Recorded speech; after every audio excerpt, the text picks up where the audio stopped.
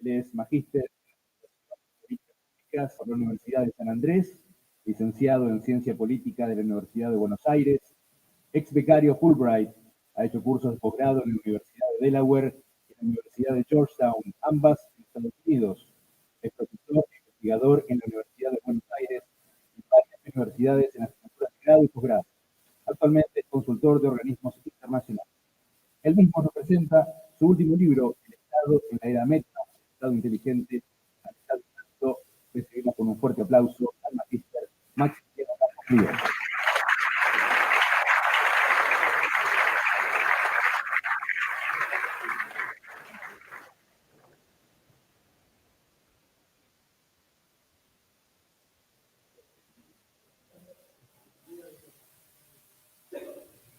Había que aprenderlo. Mucho tecnología meta, pero no sabe prender un micrófono, van a decir. Bueno, muy buenos días a todos y a todas. En primer lugar, agradecerle a la del Estado de la Facultad de Ciencias de la Casa, la Universidad Nacional de la Patagonia, Juan Bosco, y al Poder Judicial de la provincia de Chubut. No pasa cualquier universidad, no de la mía, o sea, Buenos Aires. Es el CDC, por ejemplo, de Derecho, después te querés meter en de abogado, después querés hacer una maestría en Derecho Administrativo, que es algo que a ustedes les gusta, que te piden fotocopia del título, tío. Entonces digo, parece que los procedimientos, las formas en que está pensado el Estado, es justamente está pensado. Digo, cada resolución, cada parche que se hace en el Estado termina generando una cosa, una bestia, ¿no? Un gigante invertebrado. No tiene en mi facultad, y tienen los chicos, trato de explicarle un poco lo que es la burocracia, lo que es el Estado, lo que son las organizaciones públicas, la complejidad que hay. ¿No? Digo, ¿por qué no se comunica? Trato de mostrarles ese acuerdo de ese episodio de los tres chiflados. Ustedes, quizás los que son más jóvenes deberían iniciar, ¿no? Pero los tres chiflados, ¿se acuerdan? Hay un capítulo que se llama Los Fontaneros, lo recuerdan. Los Fontaneros, cuando estaban ahí, de repente hay una pérdida de paño, y entonces, claro, empieza a tirar agua de ducha y Larry baja la mano, está ahí por el pie, entonces explota todo. El Estado argentino todavía no explotó, pero es como que el agua saliendo por todos lados y ya los parches no van más. Que obviamente después de de manera gratuita, es un llamado a un libro de divulgación, llamó la atención, sobre todo la clase política, sobre todo brinda la no es un libro único, que es de fácil comprensión. Lo primero que tenemos que entender para pensar el Estado, para pensar los procesos, ¿no? Para pensar cómo se vincula y cómo gestionamos los servicios, entender el mundo de hoy. No se pueden pensar modelos organizativos, no se pueden pensar modelos de Estado si no se entiende el contexto. ¿En qué sociedad vivimos? No, digo, ¿cuáles son los ciudadanos que están en la tecnología? Cambiaron mucho los últimos 30, 40 años. Las competencias requeridas para trabajar en el Estado. No, digo, cuando yo era chico, yo tengo 44 años, 30 años, 31 años, yo me acuerdo que tenía 12, 13. Mi vieja me mandaba un que tenía era para aprender a escribir a máquina. Entonces te traía abajo, pum, y uno tenía que escribir a pava, y de repente se te caía una regla, te pegaba un reglazo en la espalda, reglazo de madera. No existían los derechos de la niña en esa época, eran los años 40, ¿no? Era como otro mundo. Se requería para entrar al público, judicial o cualquier laburo, cualquier empresa en 1990 o 1980 y pico, hoy no es una competencia requerida. No, digo, que vos sepas escribir a máquina, no es relevante. Entonces, el mundo cambió mucho, pero muchísimo. A veces no nos damos cuenta de lo que cambió el mundo. O sea, y seguimos pensando procesos, sistemas, seguimos diseñando circuitos. ¿No? Hay circuitos, hay trámites que no tienen ningún tipo de sentido. ¿No? Hace poco fui a renovar el DNI de mis hijos. Yo tengo mellizos de 9 años. Y claro, como el tema de la pandemia, bueno, los pibes tenían ya el DNI con la carita del bebé. Yo estoy viajando con la carita de bebé, los pibes ya casi que más altos que yo, con 9 pirulos. Entonces, claro, saco el turno por mi Argentina, voy al registro civil, al Registro Nacional de las Personas, cerca del Obelisco, en Buenos Aires, y me dicen, bueno, para renovar el DNI, bueno, renovar el DNI, listo. Todo bien, todo fácil, todo automatizado, digo, espectacular. Digo, bueno, pero para hacer el pasaporte, ya que estoy, renuevo el pasaporte, me dice, no, tiene que pedir otro turno. Bueno, listo, está bien. Muero en la mía, pido otro turno, vuelvo a la otra semana, con los dos pibes ahí, después del colegio y todo, y le digo, mira, vengo así para renovar el pasaporte, saqué un turno, me dice, bueno, dame los DNI que los tenemos que escanear. Eso me parece raro, ¿no? Que tengan que escanear un DNI físico. Bueno, yo le doy los DNI, me dicen, no, los DNI nuevos. Entonces, disculpame, los DNI viejos, los DNI nuevos me los hice hace una semana, 7 días acá. El compañero que está ahí al lado me hizo los DNI, todavía no me llegó, viste, el correo argentino no te lo mandan 2 horas, tarda por lo menos 10 días hábiles, 15 días hábiles. Y me dicen, no, pero necesito escanear los DNI, sí o sí, los tengo que escanear. Si no, no puedo hacer el trámite. Digo, pero discúlpame, yo ya dije ahora que me quería comunicar a Rodríguez, ¿no? Con un correo y todo.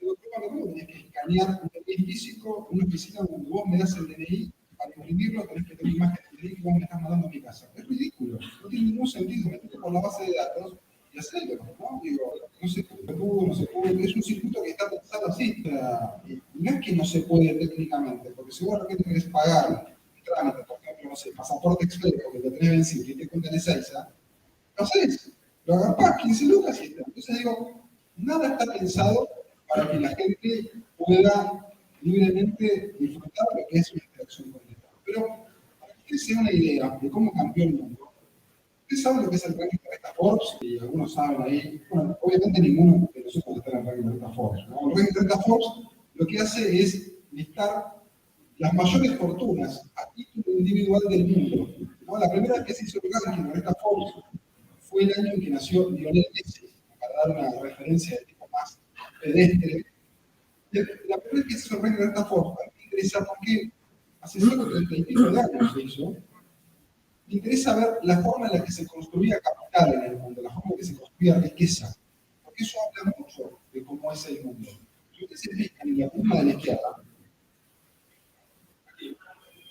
las profesiones de los principales millonarios, digo millonarios porque no había millonarias, no había tema de género en hacer guita, los mayores millonarios están dedicados a formas de producción de un mundo industrial.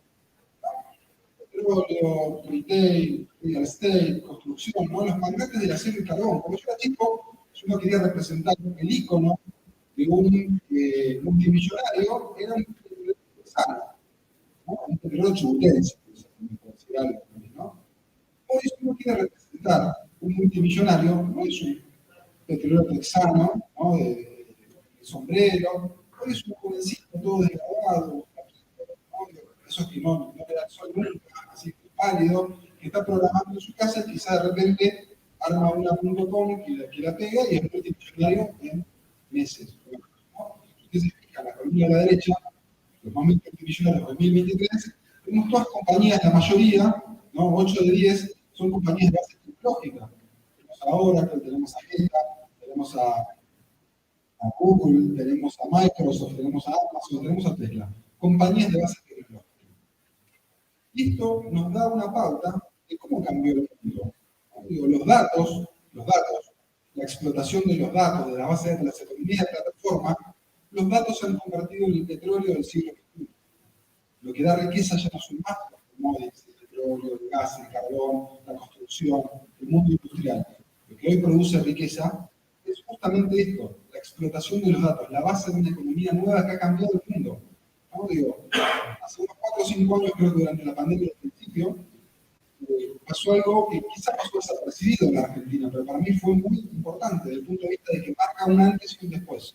¿No? Digo, Mercado Libre, una empresa de base tecnológica, superó el market cap, en capitalización de mercado, a YPF. Estamos hablando de YPF, la principal petrolera argentina, que tiene 2 refinerías que cuestan $5.000 millones cada una, que tiene pozos petrolíferos, que tiene pozos de gas, ¿no? De gas convencional, gas convencional, Escalada, que es una petrolera mundial.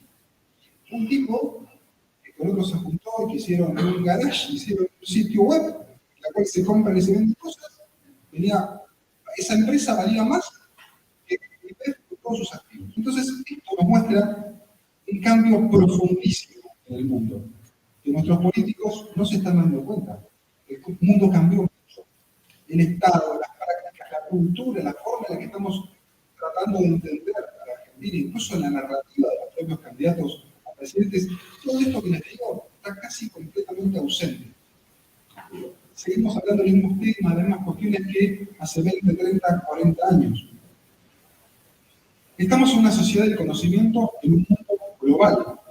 Nosotros estamos aquí hoy en Puerto Madryn, ahí hay una cámara de streaming, pero evidentemente podrían estar escuchándome en Australia, en Indonesia, en Japón, en Miami. Claro, acá al lado, de la casa al lado, pero quizás lo deje acá vivir y está en su casa, en su cama, tomándose un matecito y viendo la conferencia. Vivimos una sociedad de conocimiento global. Esto es un cambio copernicano. ¿Por qué? Porque vamos a cambiar bienes, servicios, información y participar. Esto modifica completamente el rol del Estado, ¿no? El rol del Estado, que el Estado moderno basa su solvencia en un dominio territorializado, para el cual se ejerce la soberanía, ahora tiene los límites bastante difusos.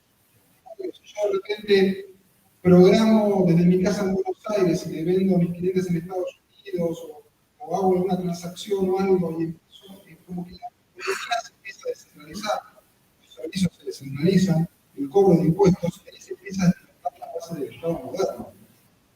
Y esto es un cambio brutal, muy fuerte.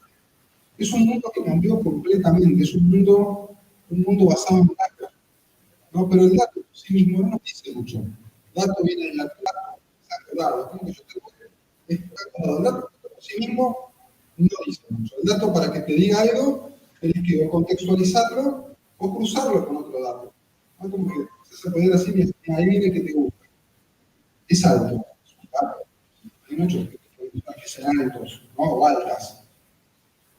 Ahora, si mira, ¿qué viene que te gusta? Es alto, es morocho, tiene barba. Y para vas completando. Cuando vos tenés más datos, construís una pieza superior con datos que se llama información. Y con la información, cuando tenés varias piezas de información, construís conocimiento. El conocimiento, con las organizaciones, como dijimos antes, es lo que está cambiando el mundo. Cambia el mundo con el conocimiento, generar conocimiento, datos para poder desarrollar productos, servicios, políticas públicas. Los datos aplicados a la gestión del conocimiento dentro del sector público son las famosas políticas públicas basadas en evidencia. ¿Qué es lo contrario de políticas públicas basadas en evidencia? Bueno, políticas públicas basadas en intuición, en olfato. Cuando yo era chico, me acuerdo que mis viejos, que gustaba mucho hablar de política, en esa época había programas de política, se hablaba de política, la gente discutía, ¿no? Y me acuerdo que repetí una frase que me sonaba rara, me quedé pensándola durante todos estos años. Me acuerdo que de un político, no me acuerdo cuál, pero un programa tipo alguna vez que tenía acá, me acuerdo que mi viejo dice, este político tiene mucho olfato. ¿Qué significa que tenga olfato? Es un perro. Tiene mucho olfato. Claro, acierta más veces de las que no acierta. Es como tirar los dados, o sea, quiero que me salgan 6, bueno, me salen a veces 6 que 1. En definitiva, el olfato, la intuición, no son buenas razones para tomar decisiones de política pública. No, digo, ¿qué hay que hacer? ¿Hay que abrir más la cuarentena o cerrarla? No sé, cerramos todo. Hay que abrirla. Hoy salió el sol, abramos todo. Imagínense, ¿no? Digo, personas tomando decisiones en función de. Imagínense si cualquier otra profesión tomara decisiones en los políticos. Un arquitecto. Vamos a esta columna. Si está un poquito torcida, bueno, no importa, se cae todo el edificio. ¿No? O un ingeniero. ¿No? O imagínense, no sé, un dentista, chicas, sacarle la mujer acá, me equivoqué, saqué la entrada. Bueno, no importa, lo hacemos en cuenta. Bueno, así funciona la política y funciona el Estado. Se lanza una política pública, no hay mucha información. Se lanza porque quizás nos pareció que estaba bueno que se hace en otro lado, se implementó, la implementan, si funciona bien, si no funciona, bueno, la cambiamos. Mientras tanto, ¿no? Eso es un total de costos, ¿no? Un problema de implementación, eso erosiona el proceso democrático, eso deslegitima, eso hace que las políticas públicas sean ineficaces, sean ineficientes. Entonces, interesante de cambiar la cabeza, cambiar este paradigma, es pensar que los datos son importantes porque están en la pirámide de la construcción, de riqueza, de valor, de legitimidad y de lo que es la sociedad del siglo XXI. Basta de estados, basta de sociedades públicas, en cualquiera de los tres poderes, gestionando procesos y datos. Todo lo otro es magia, ¿no? Es espiritismo, es magia, es intuición, es olfato, llámenlo como lo quieran llamar. Lo importante es crear estructuras de gobernanza inteligentes, ¿no? E integradas. Hace un par de meses, o un poco de años, ya el grupo se puede completo de interiorizar, escribí un artículo en el diario Infobae, que le pongo un título así provocador porque si no nadie te lee. Estamos en una época en que nadie lee nada. No, digo, yo todo el tiempo estoy viendo Twitter y cosas así, Claro, la última noticia, ¿viste? El título después que te mete la nota no dice nada de la nota. Entonces te tengo que poner un título medio rimbombante, medio show business, ¿viste? Porque si no la gente no lee. La verdad que yo quiero hacer divulgación de temas del Estado, que la verdad que no le calientan a nadie. Esto no calienta a nadie. No es un tema, ¿no?, de la liberación pública, ¿no? Mejorar las políticas públicas, mejorar la calidad de la burocracia, mejorar los circuitos, los procedimientos administrativos, los trámites. Esto no es un no tema. Entonces dije, bueno, ¿cómo para impactar? Entonces dije, voy a buscar algo, porque yo trato de evidenciar cosas y traer anécdotas para hacer algo más comprensible. ¿Qué puede enseñarnos Netflix a la hora de diseñar políticas públicas? Entonces dirán, Maxi, este hombre desayuna con ginebra. ¿Qué tiene que ver Netflix con las políticas públicas? ¿Qué tienen que ver las plataformas de streaming con el rol del Estado? Sí, ¿qué puede enseñarnos Netflix a la hora de diseñar políticas públicas? Y todo esto viene con una anécdota, que yo estaba un día con mis hijos en mi casa, con Messi, y bueno, les quería con una película ahí en Netflix, y claro, ya se había visto todo, porque ya ven todo. Yo estaba buscando, y veo que mi hijo se empieza a poner un poco nervioso. ¿Qué pasa? Y yo empiezo a tocar, bien, papá, y en un momento se enoja, me agarra por y dice, papá, no me toques el algoritmo, me dice. ¿Qué? Digo yo. No me toques el algoritmo, me dice. Yo no entendía. Claro, no toques el algoritmo, me lo saca, porque si no después el Netflix me muestra cosas que yo quiero, otra cosa que hablo, y ahí entendí. Hay un proceso de vinculación personalizado. O sea, el algoritmo va listando datos, va listando preferencias de los chicos y de los grandes también, y hace que después la propuesta de oferta audiovisual sea absolutamente asertiva, personalizada, en función de los gustos y en función de la permanencia de los pibes en la televisión. Claro, este algoritmo implica una relación personalizada entre una oferta y una demanda. Entonces empecé a pensar, claro, el mundo cambió, los medios audiovisuales cambiaron, pero el Estado, y si hiciésemos la paradoja de la comparación, el Estado es hoy Canal 13 1985. ¿Qué es Canal 13 1985? Hay dos programas que te pasan, Los Tres Chiflados y El Zorro.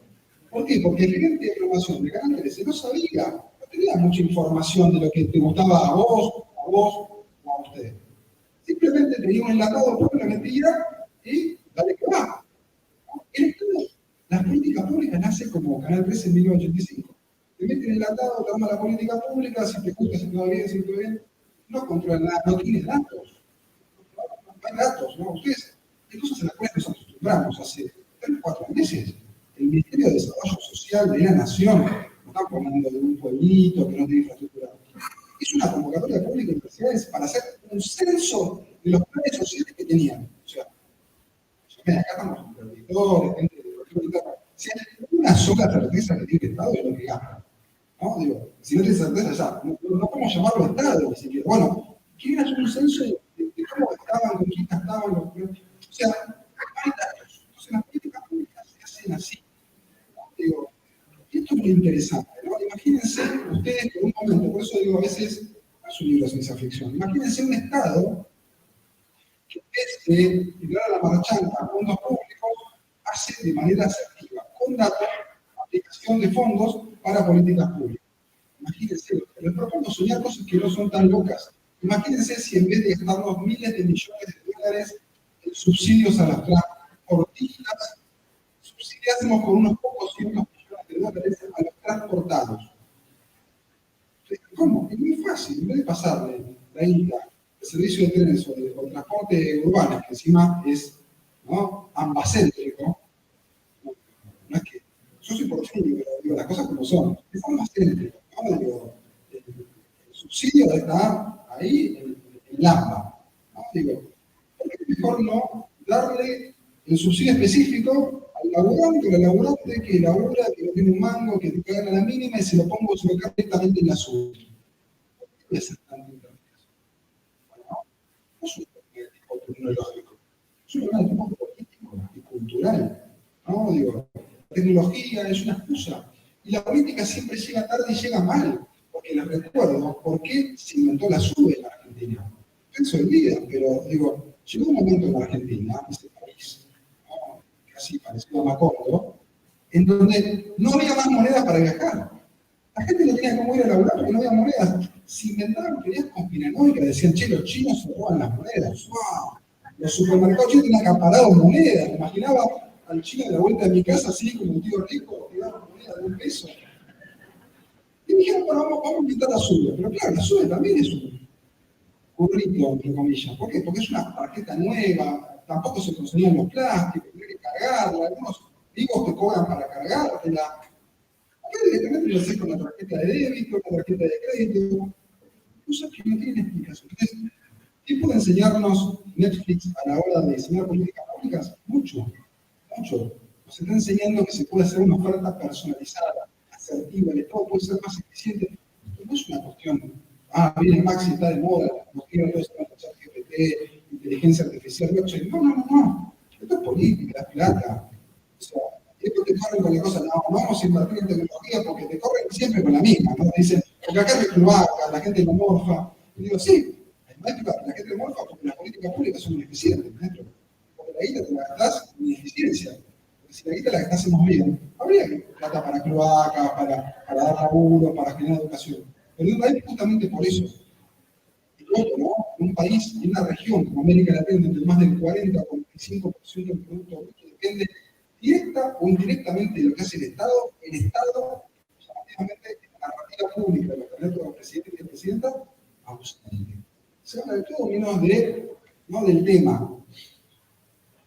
Pero claro, obviamente, ustedes miran Maxi, mira acá, tiene que hacer una parabólica humana, se corta, ya lo dije, ¿no? Se corta, el compañero se corta la fibra óptica, te la corta la fibra de abajo, quedás emplacado total.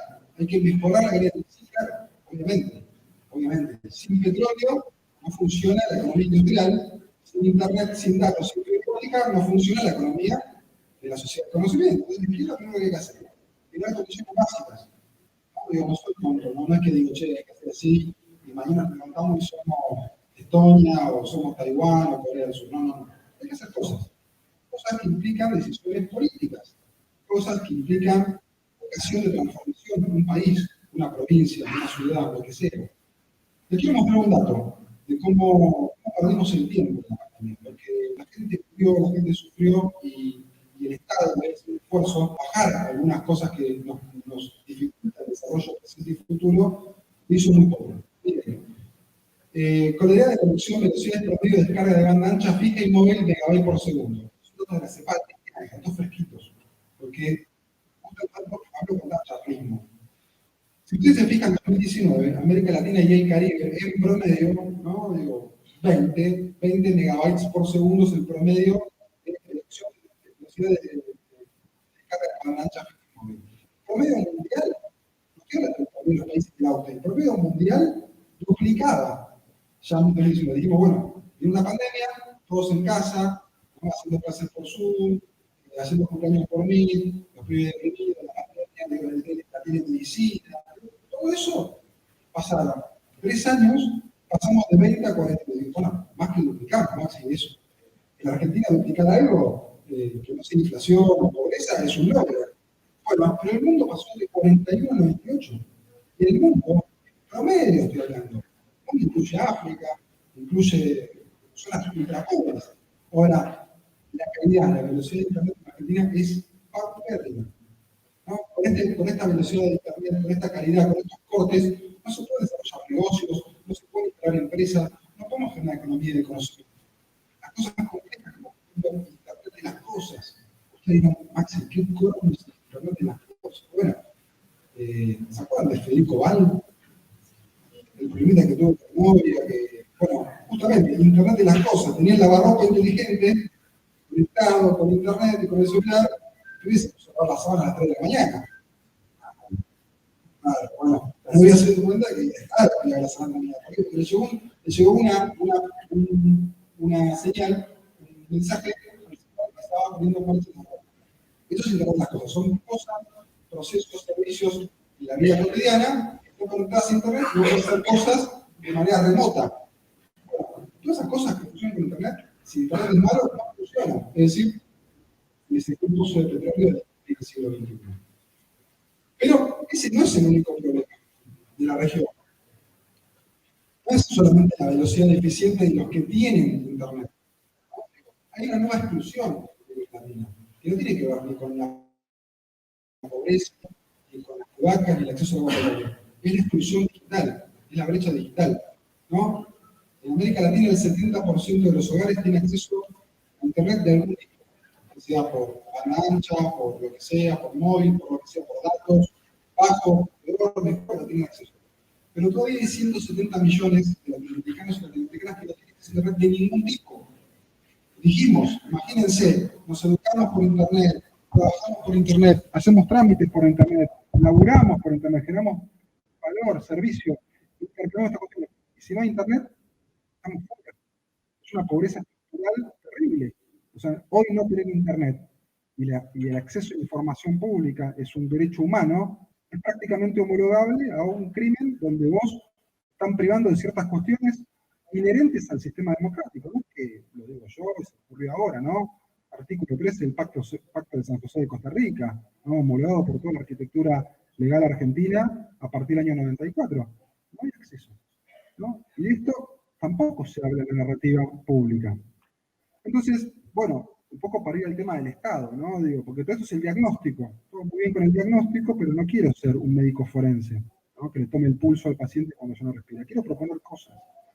Quiero proponerles cosas. ¿Cómo preparamos? La pregunta es, bueno, Maxi, el Estado es un desastre, el Estado es un Estado analógico en general, salvo algunas cositas y algunas honrosas excepciones, el Estado es un Estado del siglo XX o del siglo XIX, tenemos pibes, tenemos industrias, tenemos un mundo, tenemos cuestiones vinculadas con el siglo XXI. ¿Cómo hacemos? ¿Cómo preparamos al Estado en general, a nuestras organizaciones públicas, ya sean cualquiera de los tres poderes, en cualquiera de los tres niveles de gobierno, a este mundo que yo llamo el mundo inmersivo, en el cual nos integramos con la tecnología, con las personas, con la inteligencia artificial, pero con la inteligencia humana, con la inteligencia individual, pero también con la inteligencia colectiva? ¿Cómo hacemos este mundo inmersivo en esta nueva era, que yo denomino la era meta, ¿no? Por la era del metaverso? Bueno, se pueden hacer muchas cosas, pero yo para no hacerlo demasiado largo, pongo 6. En primer lugar, tenemos que construir estructuras para gobernar los datos. ¿Qué significa eso? Regular, ¿no? El Estado hoy tiene un rol muy débil en la regulación de los datos. Muy débil. No se sabe muy bien qué hacemos con los datos. Yo de repente, no sé, googleo acá, estoy en Buenos Aires en mi casa, sé que voy a venir a Madrid, googleo Madrid, y automáticamente el algoritmo de Instagram se me vuelve loco y me empieza a sugerir, hacete no sé, el bautismo de buceo, andar por fuera tal lado, andar carpa laca de Madrid, comprar tal cosa, hacer cosas, toda publicidad dirigida por los algoritmos, porque yo se me ocurrió googlear Madrid. Bueno, no hay una regulación sobre el tema de los datos. Datos que tiene el sector público, pero también que tiene el sector privado. Y esto es muy grave. Que haya un montón de datos, que es un montón de riqueza de las personas, sin ningún tipo de regulación, es peligroso.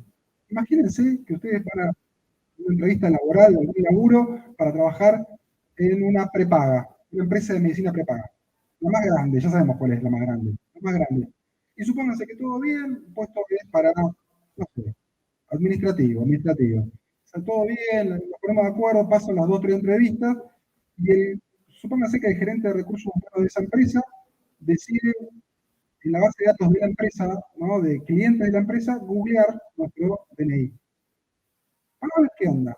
Y ahí se entera de repente, no sé, vos tenés HIV o vos estás cursando el 4º mes de embarazo y todavía no se te nota la pancita. Y dice, no, mejor no. Tiene HIV o no, está embarazada, un problema, mejor va a entrar a laburar y eso es ilegal, ¿no? ¿Y el Estado qué hace ante esa indefensión de los ciudadanos y ciudadanas? Entonces, primero, crear para esta sociedad del futuro, que es el presente, y ya diría del pasado, estructuras para gobernanza de datos.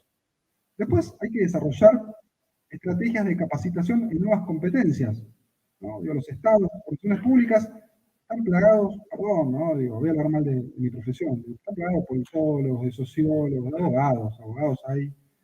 Ahora bien, perfiles para la sociedad del siglo XXI, o sea, programadores, analistas de datos, analistas de frontend, de UX, nada. Entonces después tenemos un quilombo que se nos rompe la página web y hay que llamar a una empresa que te destruye. Tenemos que generar, o sea, yo siempre digo, hay que hacer 2 cosas. Hay que traer nuevos con nuevos perfiles, y los que están tienen que ir modificando sus perfiles. ¿No? Tienen que ir generando un proceso de alfabetización en datos, en informática, en programación, porque el mundo funciona así. Ahora, lamentablemente, nos guste o no nos guste, esto no es discutible, es una realidad. Tercero, profesionalizar el servicio civil. Es una tarea enorme. Bueno, en América Latina el servicio civil tiene criterios de patronazgo, de colonización política de puestos administrativos. En algunos sectores se resuelve bien, en algunos mal. En la Argentina es un desastre. Como digo, el 94% de los cargos de alta dirección pública del Estado Nacional, cargos técnicos, ¿no? Del convenio, del CINEP, están nombrados por la vía excepción y por 180 días. No hay un concurso a nivel nacional para cargos directivos. Y yo, cuando me junto con la gente, claro, de todos los partidos políticos, le digo, pero muchachos, ¿por qué no concurso? O sea, todo bien con que pongas al que te junta los votos en el barrio, que den una secretaría o una subsecretaría, por alguien de confianza. Ahora bien, el director de asuntos jurídicos, el que esté sumarios en el ministerio, el que está en tesorería, de recursos humanos, es un cargo técnico. No necesitamos que sea el amigo tuyo, el pariente, no, necesitamos que sea el idóneo, el profesional idóneo. ¿Saben quién lo resolvió bastante bien? Porque no es que hacemos todo mal. La Cancillería, por ejemplo, el Servicio Secreto de la Nación, ellos tienen un cupo, hay límites, ¿no? Las reglas, la importancia de las reglas y las instituciones. 75% de los cargos de carrera, diplomáticos, 25% de los cargos por la vía excepción, políticos. Vos sos presidente, presidenta, ¿querés poner a alguien de confianza en tu partido en la Embajada de Estados Unidos? Hacelo. Ahora bien, no te mandes a que te junten los votos en el barrio a negociar aranceles, ¿no? Para la soja, el trigo y el sorgo en Bruselas. Porque lo más probable es que el tipo ese haga agua, porque se preparó para otra cosa, se preparó para la política, para gobernar, para lidiar, para negociar, no para ver cuestiones técnicas, más con 25 países de la Unión Europea. Entonces, profesionalizar el servicio civil urgente. Por acá los poderes judiciales lo hacen bastante, los poderes ejecutivos imposible y los legislativos menos que menos. 4.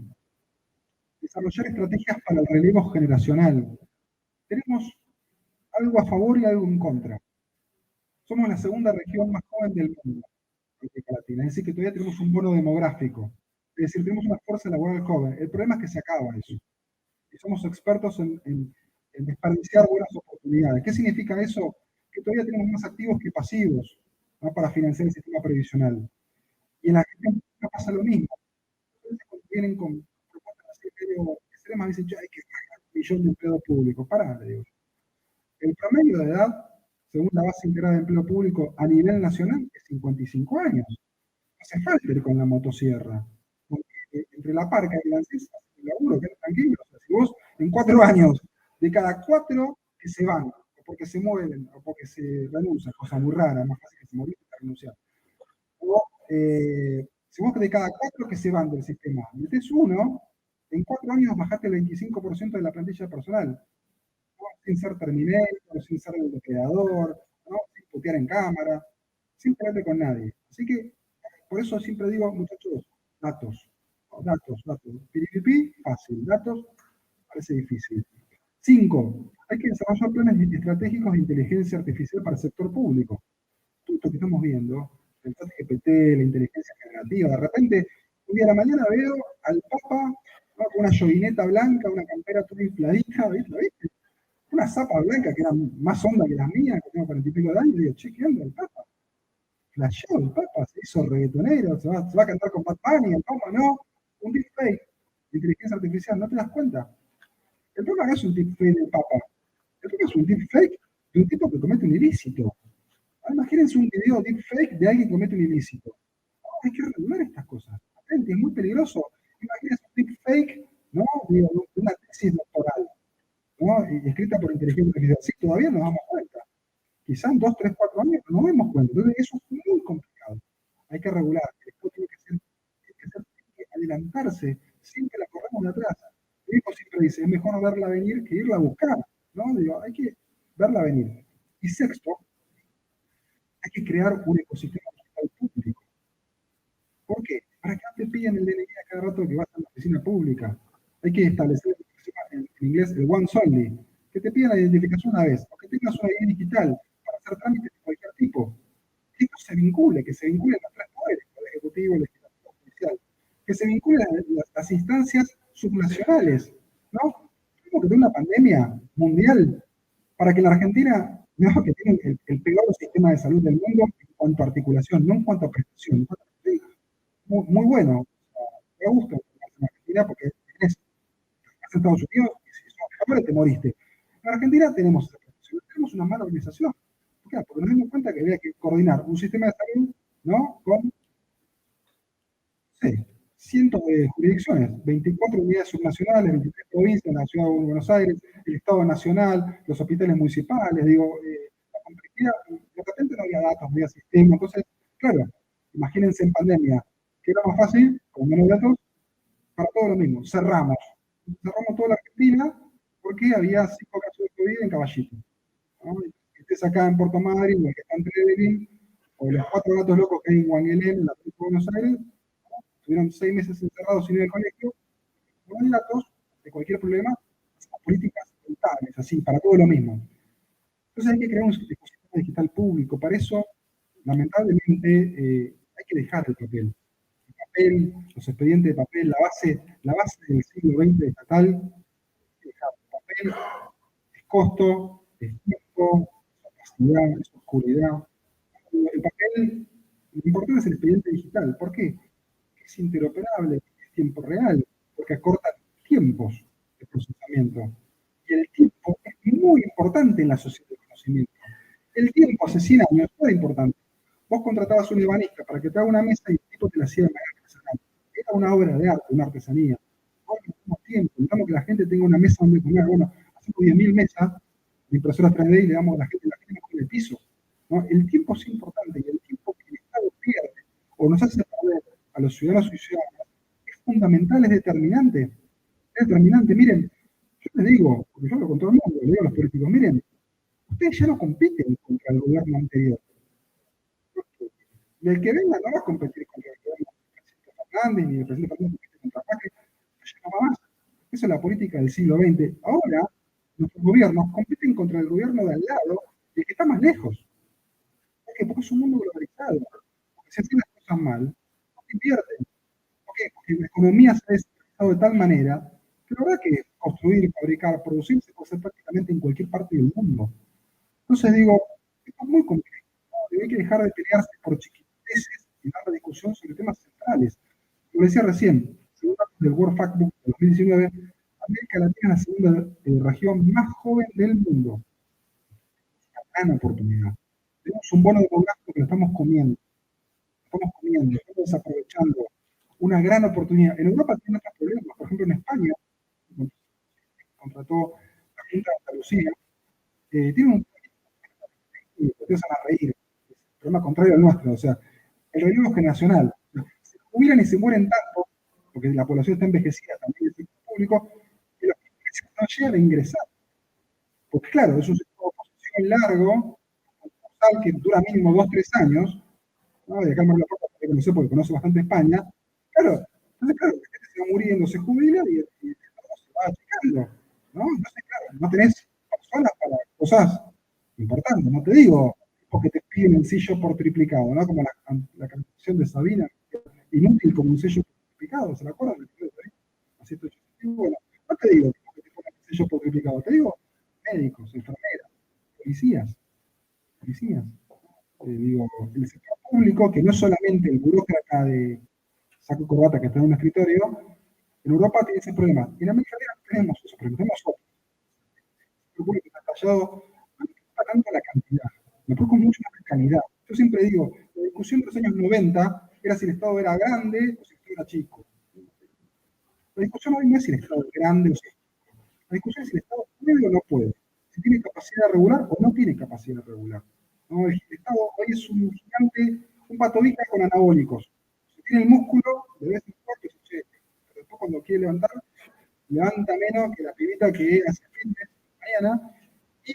Tenemos que pensar un Estado articulado, un Estado inmersivo, un Estado que se articule, que genere una cadena de valor a través de datos, a través de ecosistemas. Miren, yo hablo con mucha gente y sobre todo me impacta y me gusta hablar con los que piensan lo que pienso yo. Porque si uno no se deja conversar, no abierto por la vida, nunca puede aprender nada. ¿Y de quién aprende uno? De los diferentes. ¿No? De los viejos, los viejos de los jóvenes. Aires, ¿no? Hablado de los politólogos.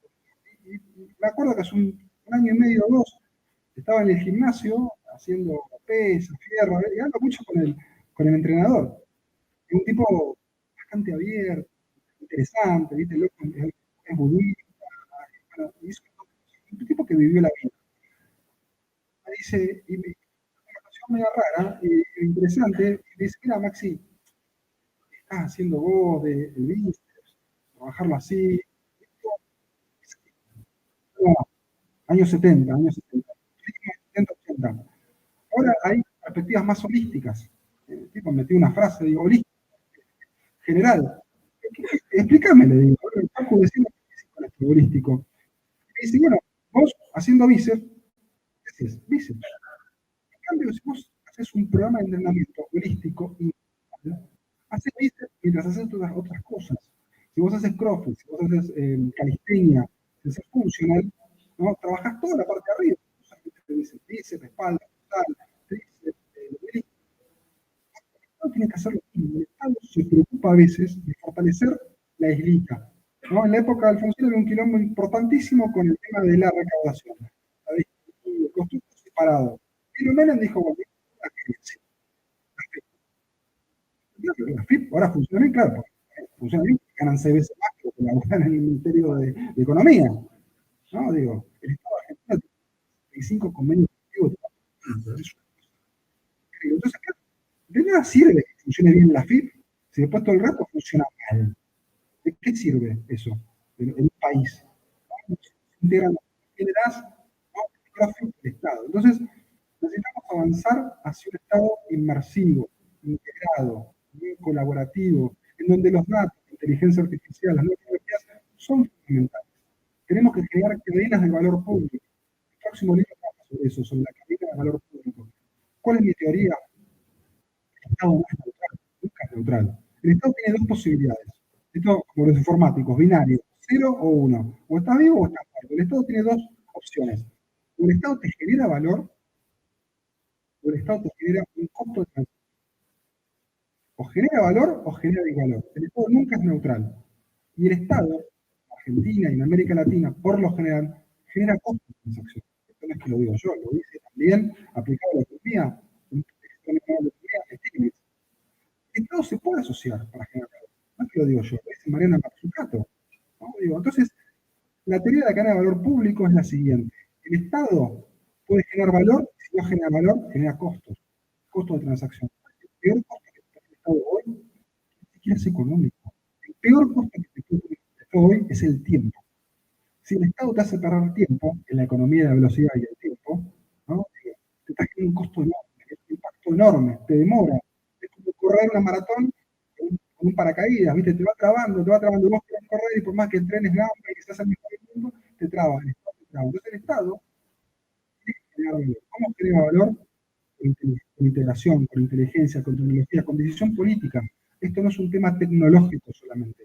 La principal ventaja que tenemos de estar en una región, en un país, en vías de desarrollo, justamente es que no tenemos que pagar los costos de transacción de aprendizaje de los países que ya están desarrollados. No hace falta crear un montón de cosas. Miren, cuestiones más básicas, sencillas. Acá veo muchos policías, ¿no? Oficiales de la ley.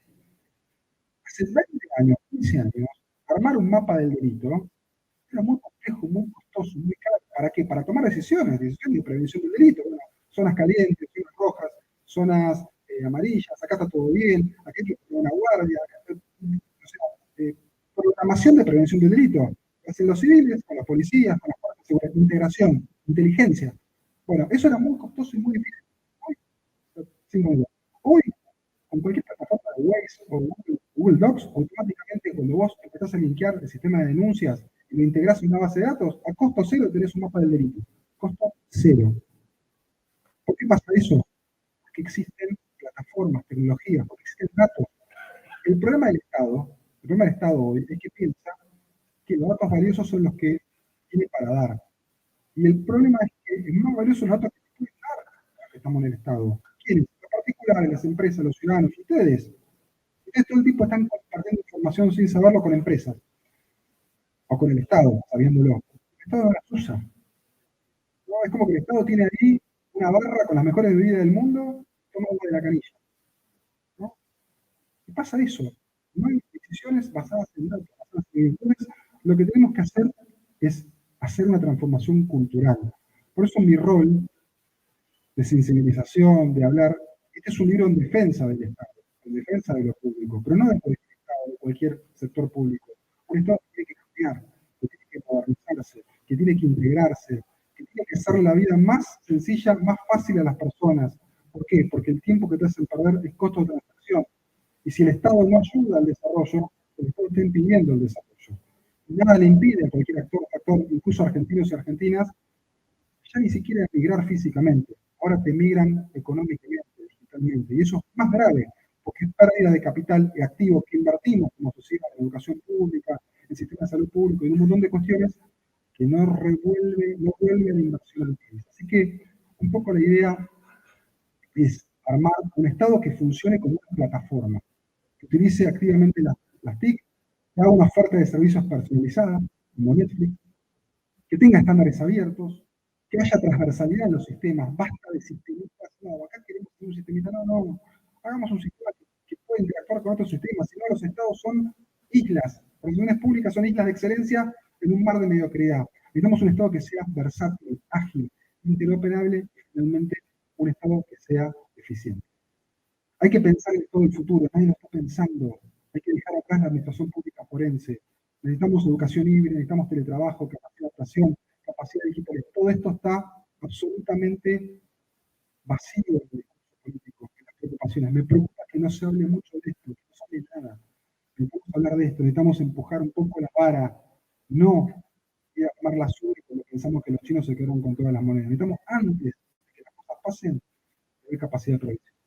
Bueno, de ahí, de ese código QR, pueden bajar el libro y les agradezco mucho por haberme escuchado. Muchísimas gracias.